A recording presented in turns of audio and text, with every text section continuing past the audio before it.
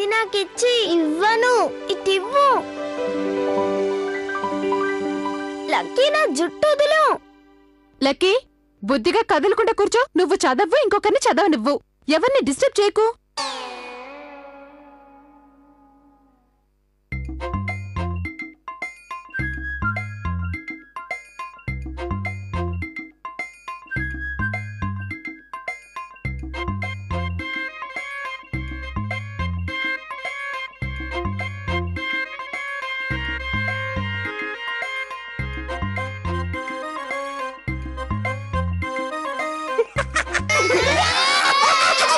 Lucky నువ్వు దెబ్బలు తింటావు.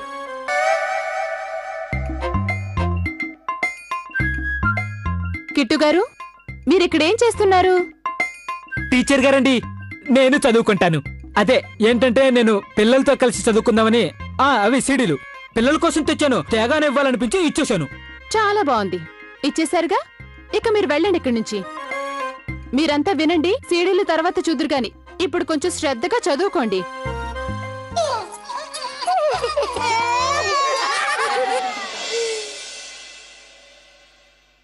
కిట్టు గారు, నేను చెప్పానుగా మిమ్మల్ని ఇక్కడి నుంచి వెళ్ళమని.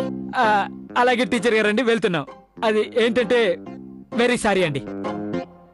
మంచిది పిల్లలు, మనం తర్వాత మాట్లాడుకుందాం. టీచర్ గారు, మీరు పిల్లలకు ఫర్ కిట్టు అని నేర్పించండి. అను, ఒకసారి నిల్చొని ఇక్కడేం రాసానో చదివి చెప్పు. In the morning, every day we brush our teeth. Minnie, tea తీసుకో. అరే అక్క, thank you very much. With a brush and paste. Every day. పిల్లలు ఎంత బాగా చదువుకుంటున్నారు. మిన్నీ, మన చిన్న కోసం నేనొక మంచి అమ్మాయిని చూశాను. ఏంటి? గౌరీ అక్క, మీకు తెలుసు కదా, ఈ బాధ్యత అత్తయ్య గారిది, కేవలం అత్తయ్య గారిదే. అది తెలుసు మిన్నీ. అలాగే అత్తయ్య గారి గురించి కూడా బాగా తెలుసు. ఈ అమ్మాయి మా వదిన వాళ్ళ అత్తయ్య గారి చెల్లి కూతురు. బాగుందక్క, చాలా దగ్గర సంబంధం అనుకుంటా. గేలి చేయకుండా వినమన్నానా? కానీ అక్క, మీరు ఒక విషయం చెప్పండి. అదే మీరందరూ చిన్న పెళ్లికి ఇంత తొందర పడుతున్నారెందుకు? నువ్వు మాట్లాడడం ఆపి సరిగ్గా ఫోటోను చూసి చెప్పు. అమ్మాయి బాగుందో లేదో? వరెవ్వా, బంగారు బొమ్మలా ఉంది. అంతేనా? ఇంటి పనులన్నీ వచ్చు. అవునా? అత్తయ్య గారికి నచ్చుతుందంటారా? ప్రయత్నించటంలో తప్పులేదు కదా. ఒకవేళ అత్తయ్య గారికి నచ్చితే తన అదృష్టవంతురాలే. అదీ కాక ఈ అమ్మాయి మన చిన్నాకి సరిచూడవుతుంది. అవుతుండొచ్చక్క, కానీ మన చిన్నకి ఎలాంటి అమ్మాయి నచ్చుతుందో ఎవరికి తెలుసు? కానీ ఎవరైనా మాలాంటి కళాకారులను అడిగితే ఈ స్టేజీ, నాటకాలు, వేషాలు మాకు ఎంత ముఖ్యమో తెలుస్తుంది.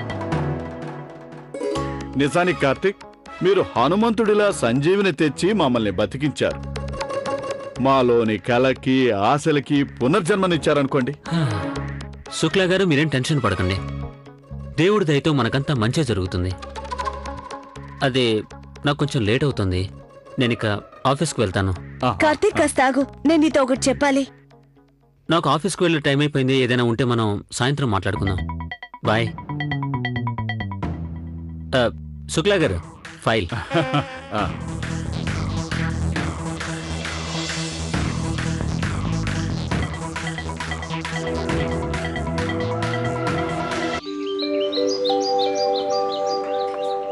ఎక్స్క్యూజ్ మీ మ్యామ్, మీరెవరిని కలవాలి?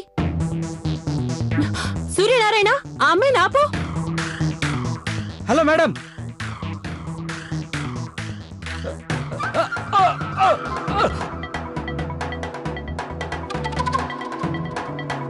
కార్తీక్ ఎక్కడున్నాడు? మిస్టర్ కార్తీక్ కావాలి. అదిగో కార్తీక్ గారి క్యాబిన్ అదేనండి. ఆగండి మేడం. ఈ రోజు కార్తీక్ ని కలవనీయకుండా నన్నెవరూ ఆపలేరు.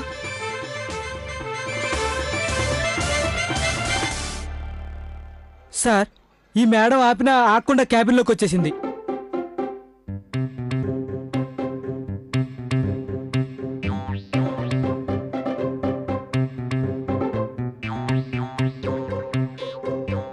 మరేం పర్లేదు, ఈవిడ నాకు తెలుసు. మీరు వెళ్ళండి.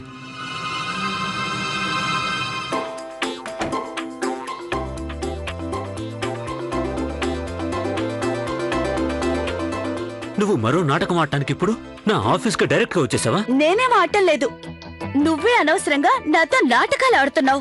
ఆహా, నేను నాటకాలు ఆడుతున్నానా? అబద్ధం చెప్పింది నువ్వు, తప్పు చేసింది నువ్వు, నా మీద నింద మోపింది నువ్వు. ఎక్కడి నుంచి వచ్చావో తెలీదు, అన్ని అబద్ధాలు ఆడావు. ప్రేమ, పెళ్లి, సిమ్లా, ఐస్ క్రీమ్ అన్నీ చెప్పి ఇప్పుడు నా మీద నిందలేస్తున్నావు. ఇక అబద్ధాలు చెప్పడం మానేసేయ్. నేను అబద్ధాలు చెప్తున్నానా? ఈ అబద్ధాలు చెప్పే కాంపిటీషన్ ఉంది చూసావా, అది మొదలు పెట్టింది నువ్వు. బాగా గుర్తుంచుకో. నేను అలా చెప్పింది వాళ్ళిద్దరిని కలపడానికి, కానీ నువ్వు సరదా కోసం అబద్ధాలు చెప్తున్నావు. నీ వల్ల నా పర్సనల్ లైఫ్ డిస్టర్బ్ అవుతుంది. నా ఫ్రెండ్స్, నా నాటకాలు ఇవన్నీ నాకు చాలా ముఖ్యం, కానీ నీకు అర్థం కావడం లేదు. ఓ, అది కాక అటు చూడు, ఎలా చూస్తున్నారో చూడు మీ వాళ్ళు, ఏదో టెన్నిస్ మ్యాచ్ చూసినట్టు. అయితే వెళ్ళి జరిగిందంతా వాళ్ళతో చెప్పు. నువ్వు ఆడిన నాటకం వల్లే నేను నీతో ఇలా ప్రవర్తిస్తున్నాను. నేనెందుకు చెప్పాలి? అయితే నేనెందుకు చెప్పాలి? చూడు, నువ్వు నాతో పోటీ పడొద్దు. నేను పుట్టుకతోనే అబద్ధాలు కోరిని. నువ్వు నా అబద్ధాల ముందు అస్సలు నిలబడలేవు తెలుసా? ఛాలెంజ్ చేస్తున్నావా? అవును, ఛాలెంజ్ చేస్తున్నా. చూద్దాం ఎవరు ఈ పోటీలో వెనకబడిపోతారో.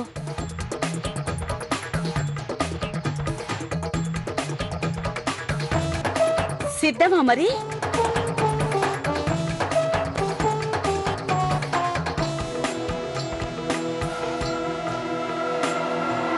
నేను సిద్ధమే, నేను సిద్ధమే, నేను సిద్ధమే, నేను సిద్ధమే, నేను సిద్ధమే, నేను సిద్ధమే.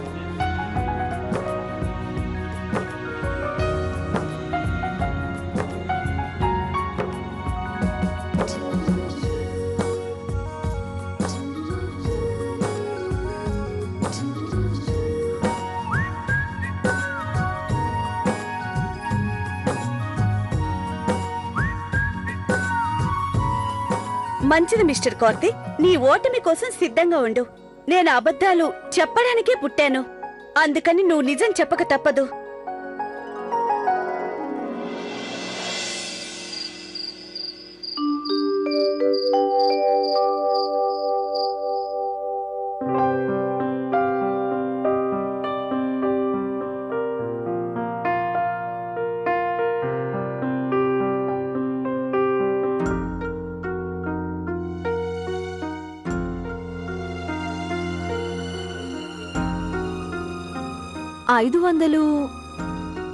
నేను 500 ఎక్కడ ఎందుకు ఖర్చు పెట్టాను?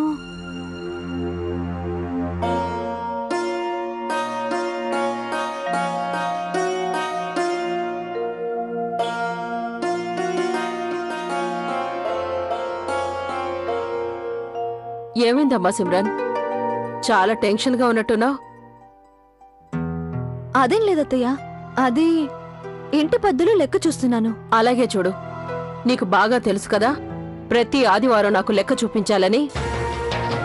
ఈ లెక్కల్లో ఏ చిన్న తేడా వచ్చినా నాకు ఇష్టం ఉండదు, అర్థమైందా?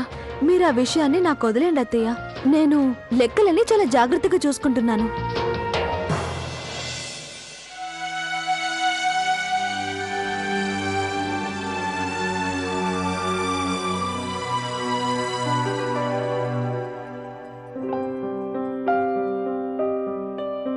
మంచినీళ్ళు తీసుకో సిమ్రన్. ఏమైంది ఈ రోజు ఆఫీస్ నుంచి త్వరగా వచ్చా?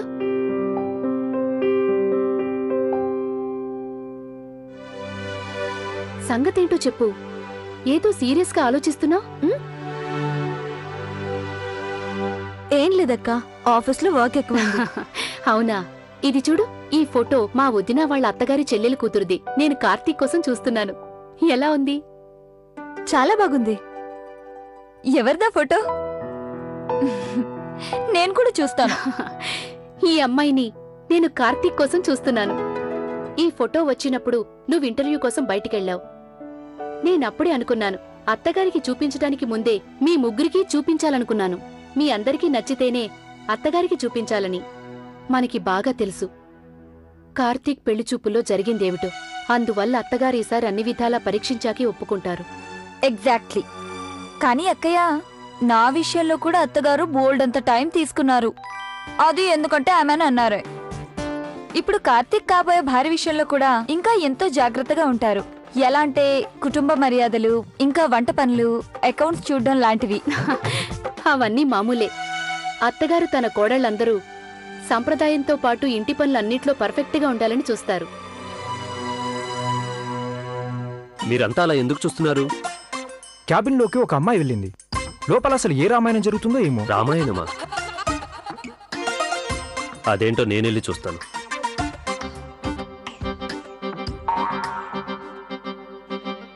ఏం చూస్తున్నారు? నమస్కారం సార్. మీరెళ్ళి మీ పని చూసుకోండి. చూద్దాం ఈ పందెంలో ఎవరు నెగ్గుతారో. చూద్దాం.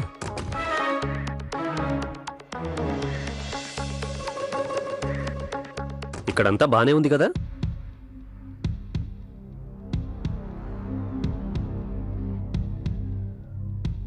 సారీ డార్లింగ్, నీ వర్క్ డిస్టర్బ్ చేశాను.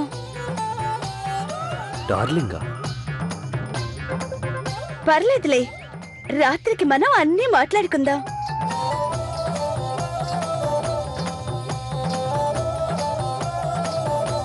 డార్లింగ్, నీ గర్ల్ ఫ్రెండ్ ని నీ కొలిక్కి పరిచయం చేయవా?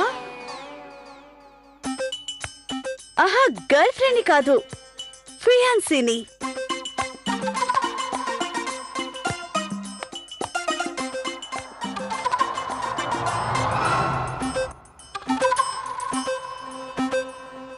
ఆహా, ఎందుకు చేయను? మోహన్, తను నా fiancée lovely. Lovely, this is Mohan. అది సార్, బయట అందరూ లోపలేదో రామాయణం జరుగుతుందంటున్నారు. అరే ఏంటి మోహన్,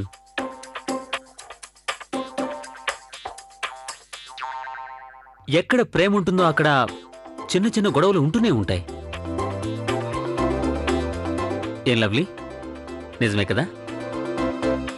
సరే స్వీట్ హార్ట్, మనం ఆఫీస్ కలుద్దాం. Okay?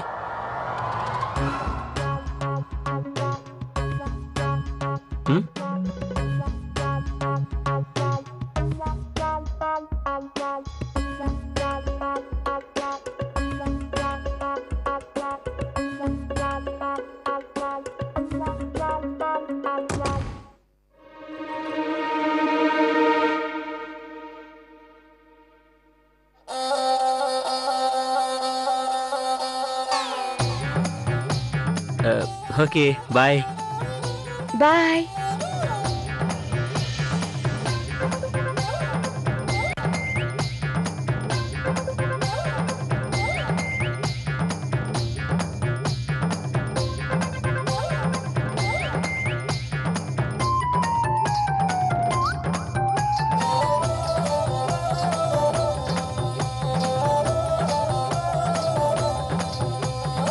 Darling, see you later. Bye.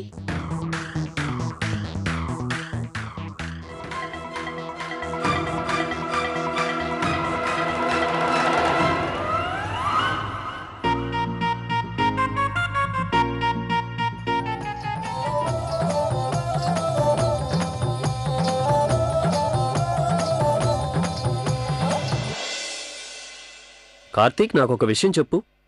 Me engagement ఎప్పుడైంది? నాకు మాత్రం ఏం తెలుసు. ఏంటి? అంటే అది ఈ మధ్య కొన్ని రోజుల ముందే. కొన్ని రోజుల ముందా? మరి నువ్వు ఆ విషయం మాకెందుకు చెప్పలేదు? మోహన్, నిజానికి నేను ఈరోజు మీ అందరికీ చెప్పాలనుకున్నాను. ఇంతలోనే నువ్వు నా దగ్గర ఈ విషయం దాచడం నాకు అస్సలు నచ్చలేదు.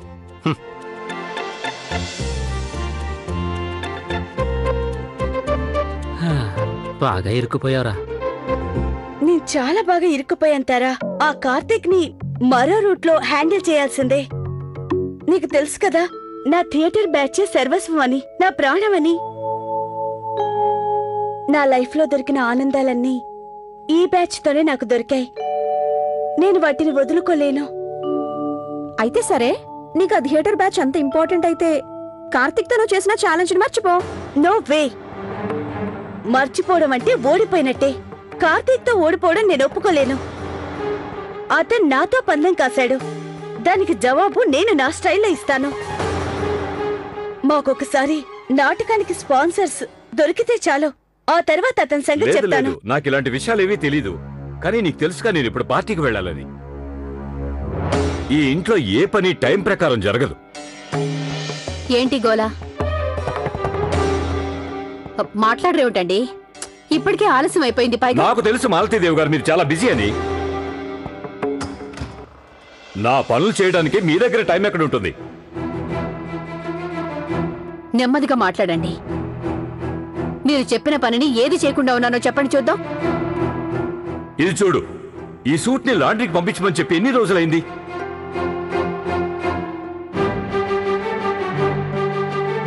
ఈ రోజు నేను ఇది వేసుకోవాల్సింది. అరే అయితే ఇంకో సూట్ వేసుకుని వెళ్ళండి. మీకు ఇది ఒక్కటే కాదు కదా, ఇంకా బోల్డన్ని సూట్లున్నాయి. అంటే ఇక నేను వేసుకునే బట్టలు కూడా నువ్వు చెప్పినట్లే వేసుకోవాలన్నమాట. మాలతీదేవి, అలాంటప్పుడు నువ్వే సూటిగా చెప్పొచ్చుగా నా పనులని నన్నే చేసుకోమని. మీరు ఎలా అర్థం చేసుకున్నా నాకు అనవసరం, నాకు అనవసరం, నాకు అనవసరం.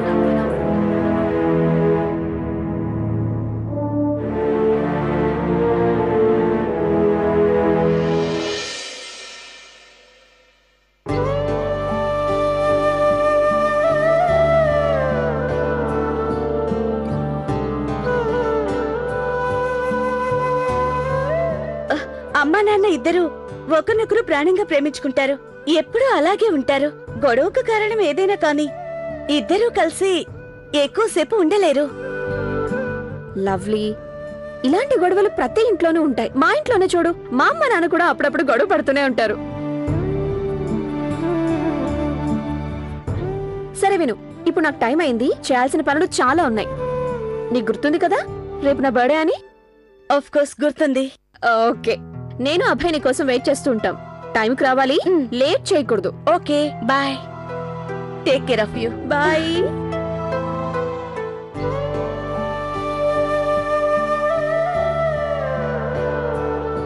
అరే వదిన, ఈ రోజు నేరుగా అమ్మాయి నా ఆఫీస్కే వచ్చింది. వచ్చి ఆఫీస్లో ఎంత నాటకం ఆడిందంటే, ఒక్క నాటకమే కాదు, వెళ్తూ వెళ్తూ నాతో ఛాలెంజ్ కూడా చేసింది. నేను అబద్ధాలు చెప్పడంలో తనని ఓడించాలట, అప్పుడే నా గొప్పతనం ఒప్పుకుంటుందిట. ఓరి దేవుడో, ఈ అమ్మాయి చాలా ఖతర్నాక్లా ఉన్నట్టుంది. ఈ రోజు ఆఫీస్కి వచ్చింది, రేపింటికైతే రాదుగా. అలా అయితే చస్తాం. అంత సీనేం లేదు వదిన, తనకంత ధైర్యం ఉందని నేను అనుకోను. అయినా ఆ అమ్మాయి అబద్ధాలు అమ్మ స్వయంగా చూసింది కదా. ఈ ఇంట్లో తన నాటకాలు నడవని తనకు బాగా అర్థమై ఉంటుంది. నాకు మాత్రం నువ్వు ఆ అమ్మాయితో ఈ పందెం కాసి చాలా పెద్ద తప్పు చేశావనిపిస్తోంది. ఈ కథ సాగుతూనే ఉందేంటి? నువ్వు నాకు నిజం చెప్పు, కొంపదీసి తనపై ప్రేమగానే పుట్టలేదు కదా?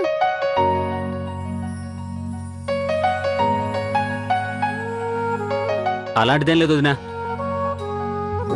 ఆ అమ్మాయి మన టైప్ లాంటిది కాదు. ఏ అమ్మాయి మన టైప్ కాదు?